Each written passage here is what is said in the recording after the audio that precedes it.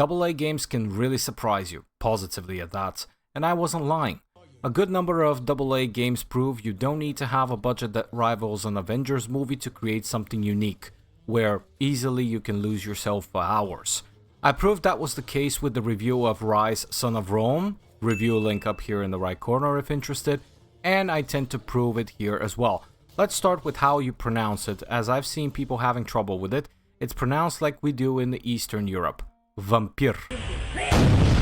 This game feels like an Arthur Conan Doyle or Edgar Allan Poe novel coming to life, right in front of your eyes with a vampire element thrown in for good measure. Not only this game will wow you with its dark atmosphere, it will also constantly test your resolve and your ability to control yourself at every step. And no, I'm not talking about where the dodge button is. Without further ado, let's dive in. That is good news indeed, Doctor. This makes no sense. None of it. No sense at all. The story is one of the strongest elements the game has, so I'm not going to spoil it for you, as I highly recommend you to experience it. Vampyr takes place in post-Victorian era England right at the end of World War I in 1918, in the middle of the infamous Spanish flu pandemic.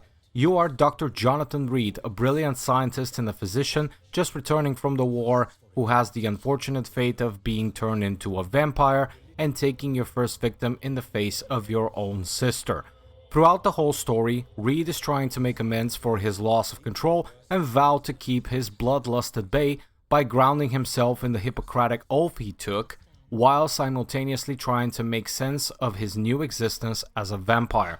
It is a deeply tragic story filled with choices which can have dire consequences for him and for the communities he's so desperately trying to help.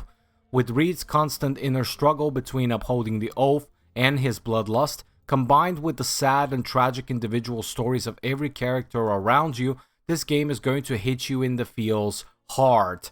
Unless... Well, we are dealing with a complete psychopath. I guess we should just skip town or something. The story is crafted so masterfully, to the point, as I mentioned before, it's like reading an Arthur Conan Doyle or Edgar Allan Poe novel. And even made me stop at times and just stare blankly for a moment, absorbing all this, and even I'm willing to admit I had to hold my own tears or anger either at the misfortune or the downright despicable cruelty of some of the characters.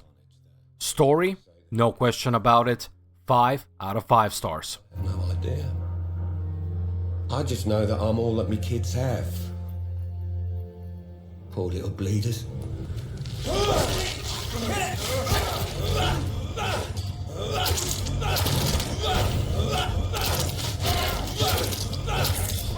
Vampyr is a third-person story-driven horror RPG with strong focus on narrative and a decision versus consequences system at its core. The combat will surprise those that expect the generic hack and slash, although it's a bit on the more simplistic side. Even if I'm not particularly a fan of games like Dark Souls or Elden Ring, I can tell the Dontnod developers took heavy inspiration from them. And before you get comfortable with the idea of being a vampire, remember that you are recently turned one, so you yourself can't make heads or tails of what you can or can't do yet, which means early on you're just as vulnerable as your enemies, sometimes even more than them. You have the choice of one-handed or two-handed weapons. Going one-handed frees your offhand, where you can have an additional weapon like a pistol or a stake, with which depletes enemy defenses, opening them for a nice juicy bloody drink, filling up your blood pool to perform variety of supernatural moves. Except for health and blood, stamina is mostly governing everything in a fight, from running and dodging to weapon attacks. Without it, you are utterly defenseless. There is no block or parry mechanic here, so dodging attacks is the rule of the game. The key here, when fighting anyone, regardless of supernatural enemies or vampire hunters, is to learn timing, when to attack and when to back off. Weapon upgrades happen through a lab station you'll find in any of your hideouts up to level 5. As for leveling yourself up, you need to sleep. That's when you take all the experience you've accumulated and distribute it through skill trees covering your core stats and new powers ranging from cloaking to making enemies explode. Fighting alone is not going to net you a lot of experience points, as this is not the core of this game, and this is where we are presented with the idea of embracing characters, or a very poetic way of saying sucking them dry, killing them permanently. This is where your bloodlust and your oath as a doctor will collide, and it is, if you ask me, downright genius gameplay element aimed at holding you personally accountable for all of your choices throughout the game. The more you embrace, the faster you will level up, and the more powerful you become, but this comes at a steep price. Let me describe it. There is a total of 4 districts you look after. Each district has its own population, most of them interconnected as a community. The more you engage with them, you heal them, find out hints and more about their individual stories, the higher the quality of their blood becomes, netting you a huge amount of experience points all at once upon embracing them. Yeah, boy. As the story advances, your enemies become tougher, and you need to evolve to keep up. Killing enemies nets you maybe about 5 experience points per kill, regardless of type. So if you commit to the full pacifist route, the grind that awaits you would make even the most dedicated free-to-play players grinding in a pay-to-win game look like amateurs. The maximum level you can achieve is level 50. Based on my own playthrough and research, doing everything the game offers, including the main story, all the side quests, and healing every citizen will land you somewhere between level 20 and level 30, which means, simply put, the late game portion of Vampyr and its bosses are gonna make you their bitch.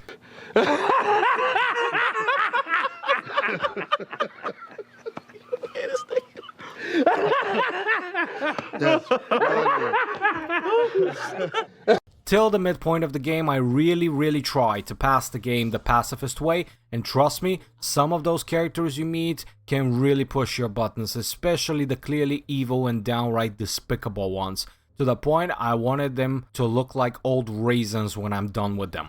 If you do decide to embrace someone, you need a sufficient mesmerize level, which is tied to their own strength of their will. So if you thought you could just go for the 6k experience point injection, think again. I don't think so. Mesmerize only levels up on its own after you pass specific points in the main story. Once you're ready, you can hypnotize whoever you wanted, lead them somewhere quiet, and let the feast begin. As a result, the embraced victims are permanently removed from the game, and their absence carries consequences for the community they belong to, and for anyone connected to them.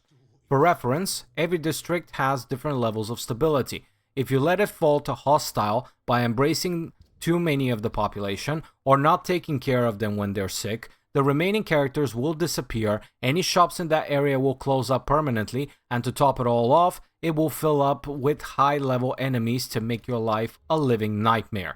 Based on how many people you embrace across the game, and how many districts you let deteriorate, you will land on one of 4 endings. One more thing I want to mention here, even though it's a design choice, there is only one save file, and the game saves automatically after conversations and embraces, as well as every 2 to 4 minutes during free roaming, so there is no option for manual saving. Didn't like the choice you make? Boo-hoo. You chose the wrong answer, so you lost the hint forever? Well, tough shit. You shouldn't have embraced that character? Game says, Ask me if I care. the developers confirmed that this is a deliberate choice, designed to make you live with every choice you make. No backing out or second chances here. Unless, of course, you're willing to restart the game and go back to the very beginning. Fuck that. The main story took me just about 24 hours. Completionists going after every collectible, every citizen hint, and every side quest could push past the 30-hour mark, and a full pacifist run could stretch even further given how starved of experience points you will be going in the late game bosses. For a game that regularly goes as low as $3, $5 or euros on Steam sales, that's quite the bargain if you ask me. Gameplay? 5 out of 5 stars.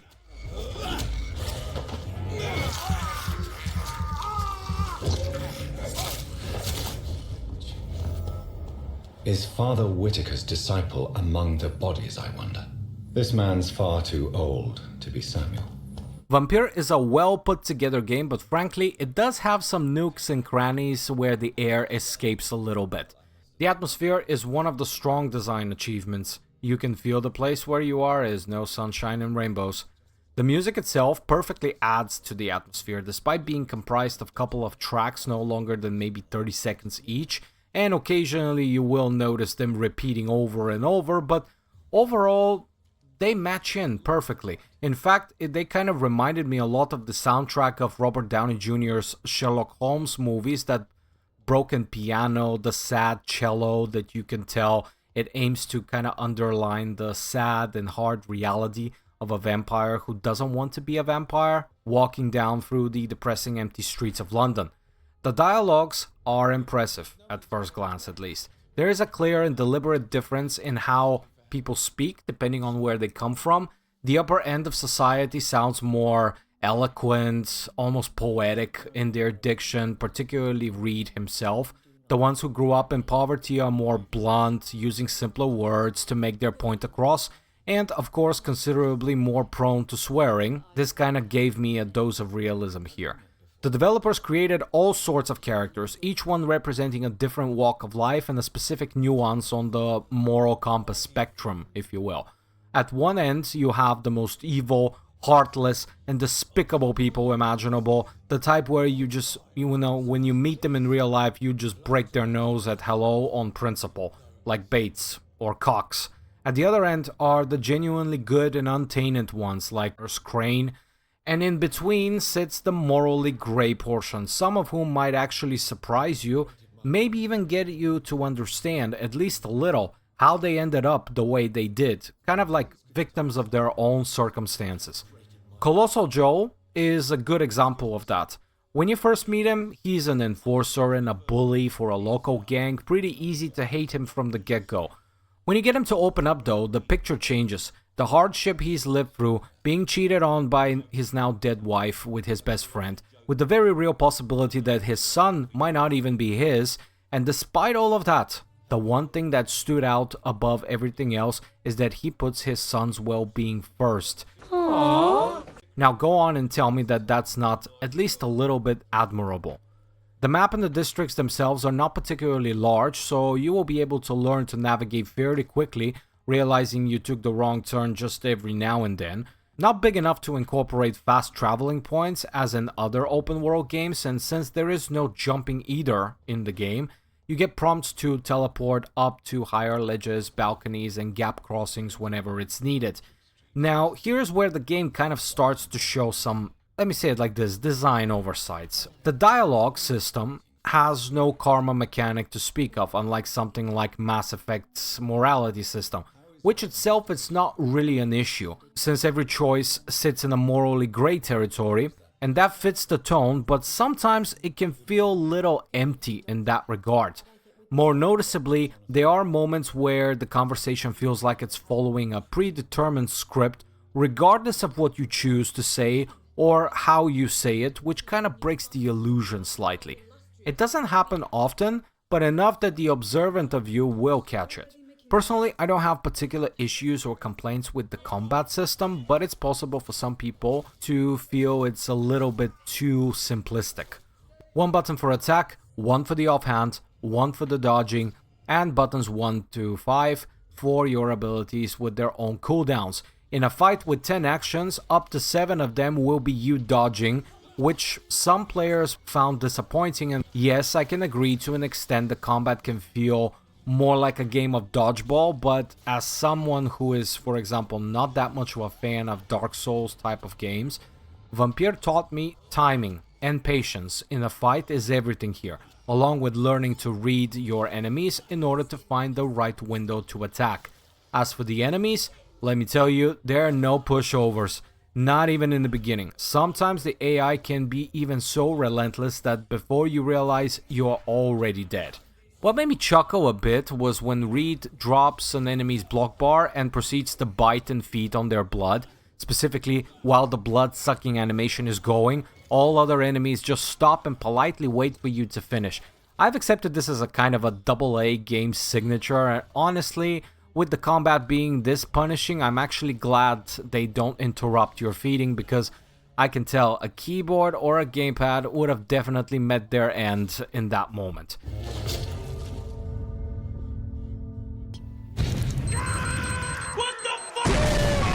Graphically, the game is detailed and beautiful for the most part, although there are some instances of delayed texture pop-ins, especially noticeable when it's on people's faces. What the hell is even that? Which is a shame, because when it renders everything, the game, despite its age, can easily rival in detail a lot of AAA games nowadays.